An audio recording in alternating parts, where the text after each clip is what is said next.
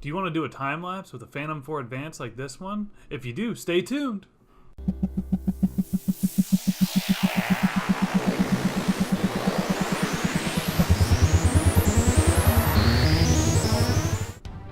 Alright, so what we're going to do first is open up Adobe Lightroom. We're going to go ahead and find the file where all of our pictures are. So I've got to remember where all that was, which I'm going through right now. There they are, and we got to make sure we find the right folder. We have a lot of subfolders here. Alright, and for some reason it's not letting me actually select the photos that I need to go ahead and use for this. Scrolling through, just trying to make sure I can find all of them. As you see, it's not letting me select them all, so what I am going to do is select on new photos, and voila, there we go. So I have all those highlighted, and then we're going to go ahead and go down to import and select all, with all of these selected. So this will import these into Lightroom.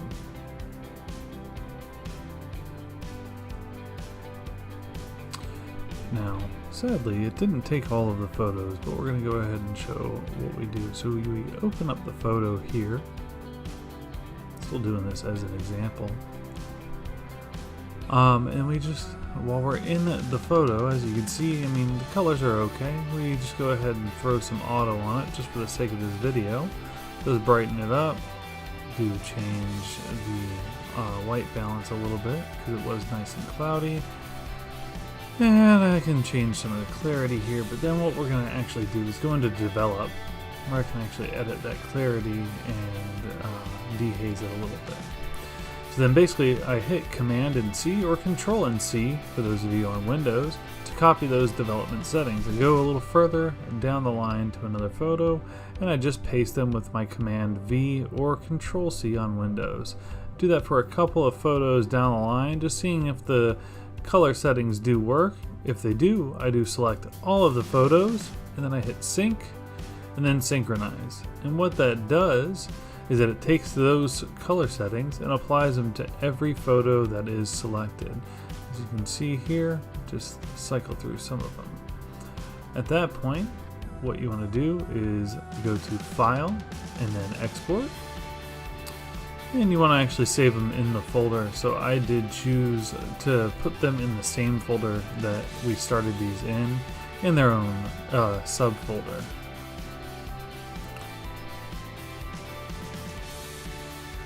You can see I just named it Time-lapse. Granted, these are only some of the photos. I did actually go ahead and redo some of these. It only did about 32 photos here.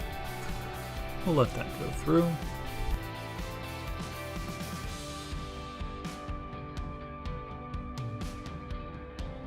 Alright, now that that's complete, what we'll go ahead and do is close out of Adobe Lightroom.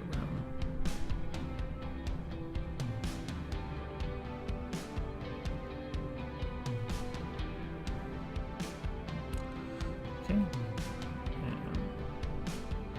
good. Now that that's closed out all the way, what we'll actually do now is we're going to open up Photoshop.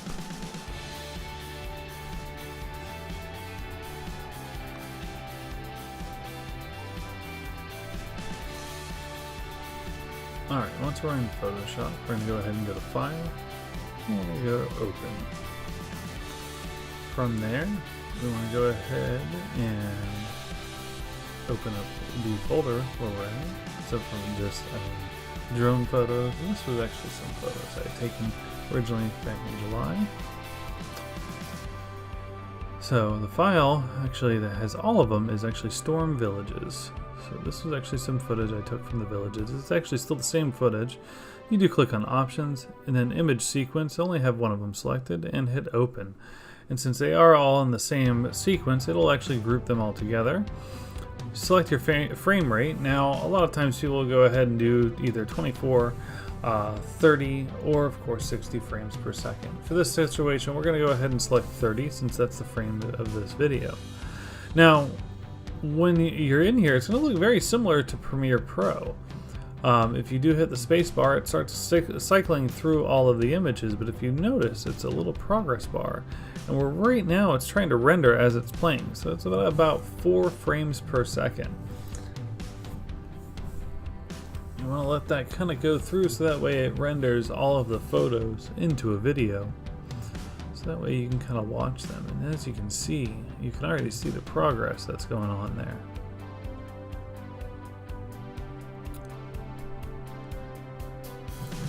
Back when I took these photos, I did do this all in auto settings on the drone. So sadly, some of the shading is a little different because each picture it took at a different setting on the camera. But now it's going at the 30 frames per second that we selected. Oddly enough, it's 6.66 seconds, which is a little weird. You go to File, then you go to Export, and then go to Render Video. Once you do that, you want to save it wherever you want. For this example, we're just kind of sticking with the folder that we're in, which is Storm Villages. And that does take a little bit for it to go ahead and render out. As you see, you do get a little window. It does give you the option to render video and where you want to actually render it to. So I'm actually renaming it to Storm Villages here.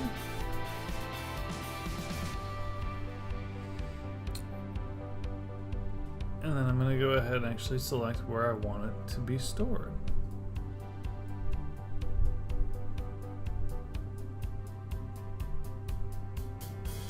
Just right in that same folder back from July 29th, and then the Storm Villages folder in there.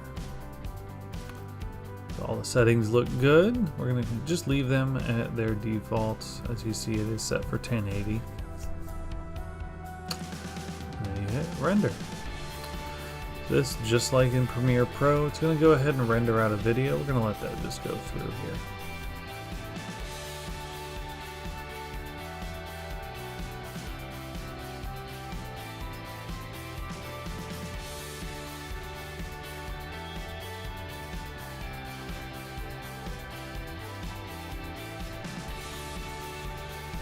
Alright, now we're all done with that time-lapse render. So we'll go ahead and close out of Photoshop here. I'm just going to do a quick save of what I was working on.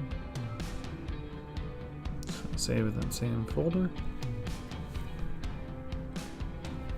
And now we're going to go ahead and open Premiere Pro.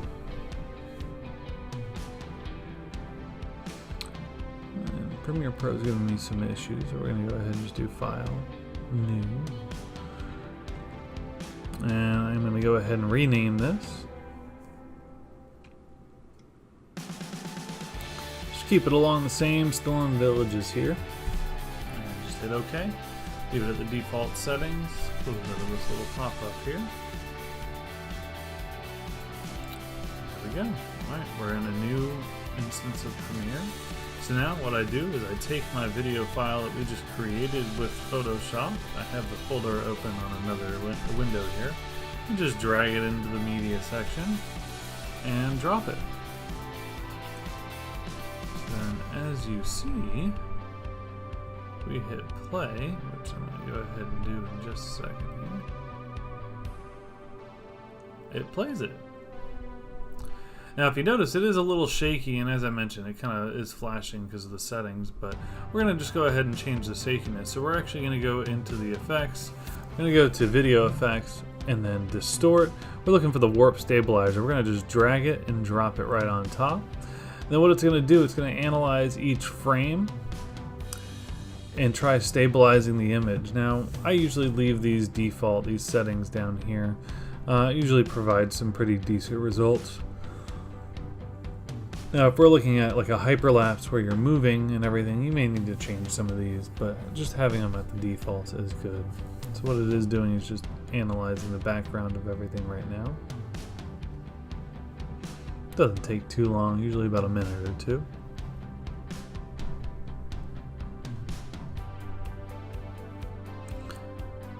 And then it is pretty much all done with the stabilization, and now we'll go ahead and play it. And look how much smoother that footage is. There you go.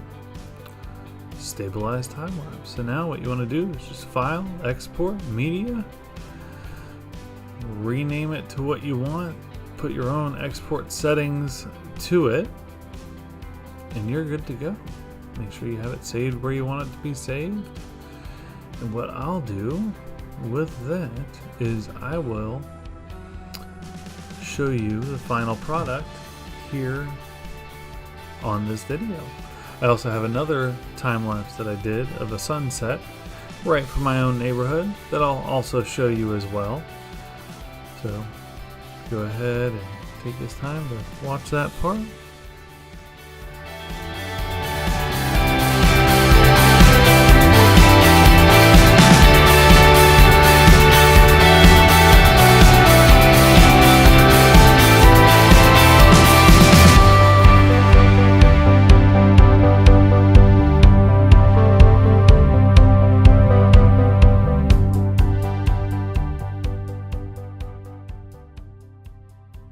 Alright guys, well that is it for this little tutorial. If you do like more videos like this, definitely leave a thumbs up or tell me in the comments. I do thank you guys for watching. Don't forget to hit that subscribe button if you aren't subscribed to the channel. And I hope you guys do enjoy. Thank you for watching. Bye everyone.